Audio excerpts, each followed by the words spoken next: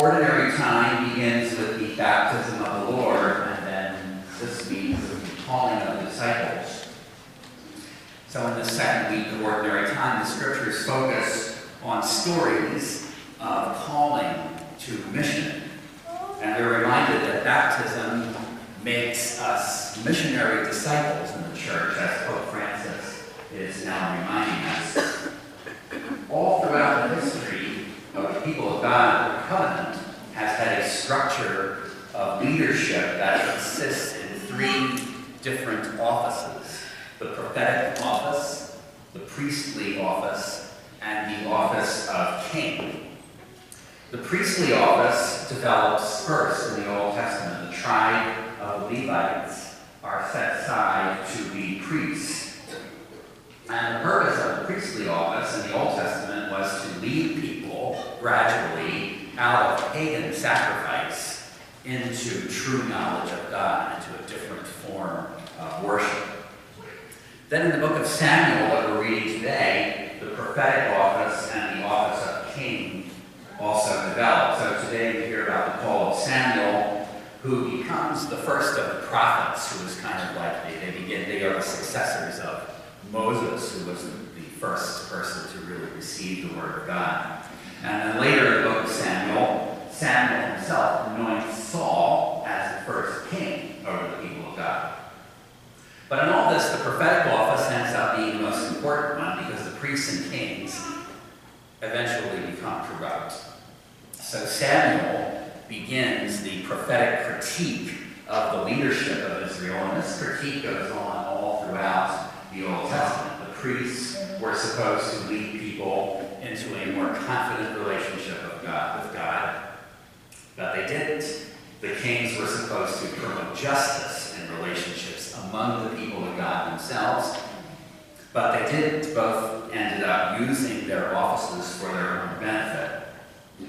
So the true realization of the purpose of these covenant offices comes only with Jesus Christ. In the new covenant, every member of the people of God is baptized into these three offices and shares in them. So in Jesus, these three offices become dimensions of the life of every missionary disciple. They're not just offices occupied by some chosen few.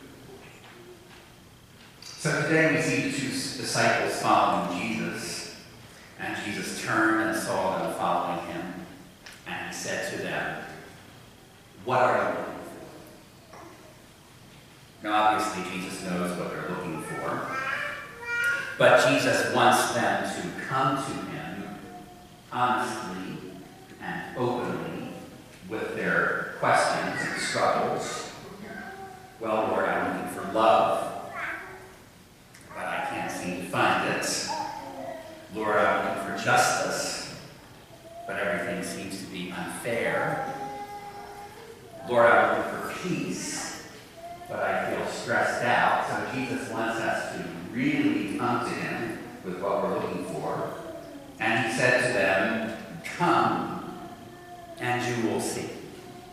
So the answer to whatever deep questions we may have about life is found in our remaining with Christ and participating in these three dimensions of missionary discipleship.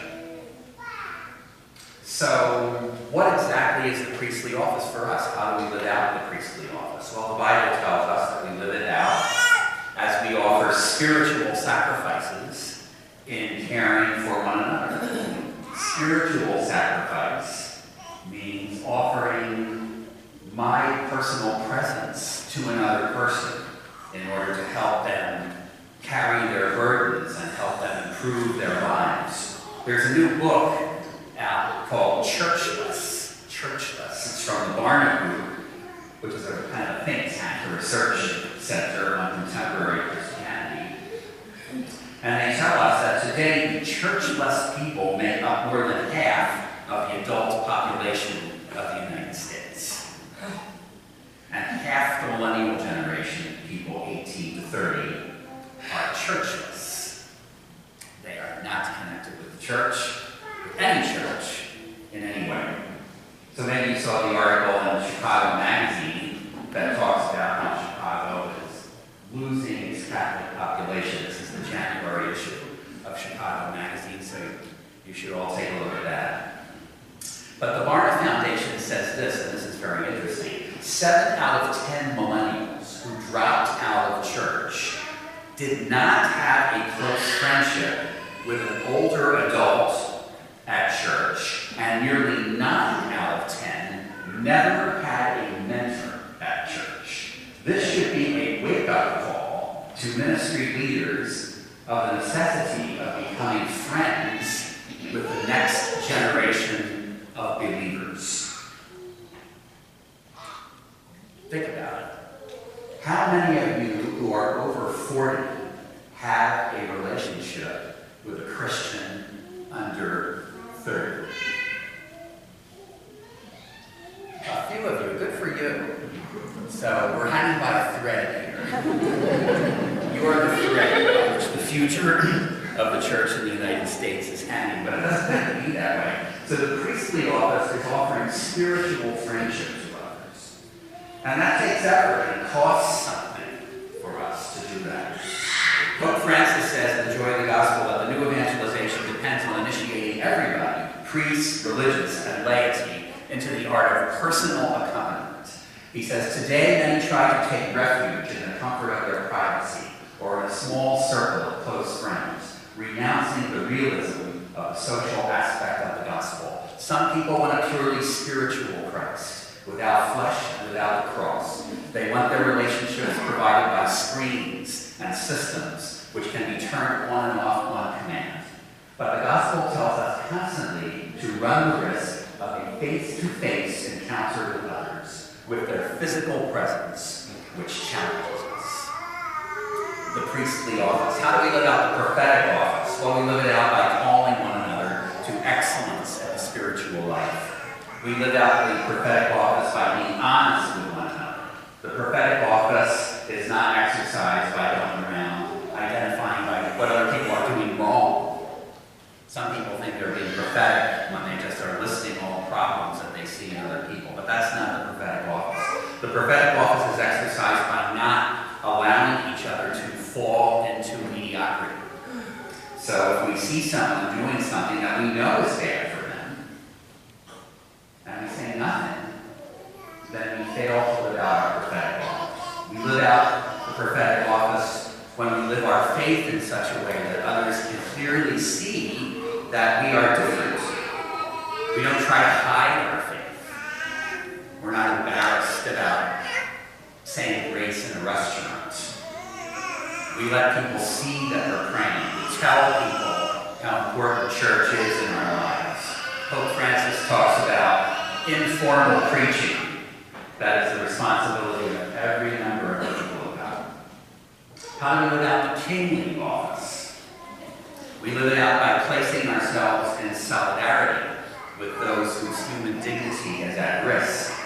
We live it out by our willingness to stand for justice in our workplace.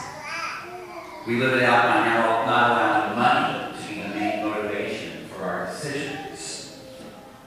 Pope Francis is warning us not to lose this essential dimension of our covenant mission. He says, I prefer a church which is bruised, hurting, and dirty because it has been out in the streets, rather than a church which is unhealthy from being confined and from clinging to its own security, caught up in a web of obsessions and procedures. So, as we move into this new year, we need to ask ourselves if all three dimensions of the covenant life of missionary discipleship are alive and well in our own lives and in our parish community. And we offer ourselves in response to the call to be missionary disciples.